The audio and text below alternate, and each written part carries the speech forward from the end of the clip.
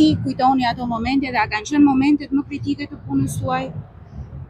Eksodi i marsit të vitit 1991 ka qenë një ndër eksperiencat më të veçanta dhe një ndar si thosh vështirësitë më të mëdha në karrierën time të punës. Ishte një ngjarje e pa imagjinueshme dhe jashtë normave detare për një lëvizje e sigurt të anijve në det të hapur.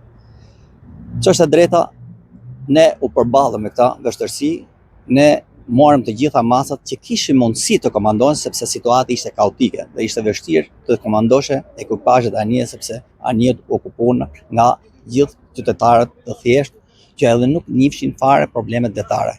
Kështu që fati ishte me ata dhe me detarët tonë që anijet arritën në portët e Italisë dhe çdo gjë shkoi me sukses. Në atë kohë është quajtur eksod biblik, sepse ishte një mori njerëzish që iknin drejt një toke që e kishin ndëruar mbase po që nuk e njihnin.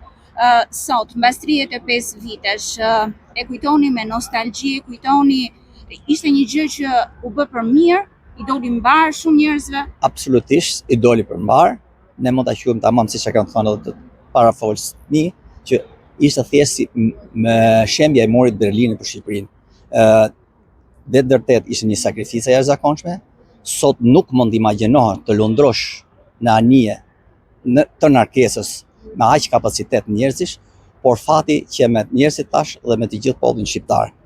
Ishte një çlirim për Shqipërinë në kuptimin e mirëfill për sa i përket anës demokracisë, që ishin hapet e para që njerëzit tonë luftuan për të marrë një liri dhe arritën ta marrin atë dhe të vazhdojnë jetën e tyre normal me familjarët e tyre. Megjithëse Durrësi ka përjetuar dy eksode të mëdha masive, në mars dhe në gusht të 91-shit, ju sot propozuat diçka në shenjë nderimi dhe kujtimi për këto ngjarje mjaft të rëndësishme në historinë e qytetit. Pa diskutim, është neglizhencë që qyteti i Durrësit të mos i kujtojë këtë ngjarje, sidomos marsit të vitit 1991, që është një eksod i mirëfill, eksod që u pranua dhe nga pala italiane.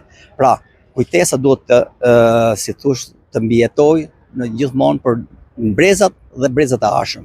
Kështu që është domosdoshme që të vendoset një monument, një skulpturë, një memorie për të kujtuar në vite këto eksode, sepse është zanafillja e mirëqenies dhe e lirisë të këtyre familjeve shqiptare, jo vetëm durrësake.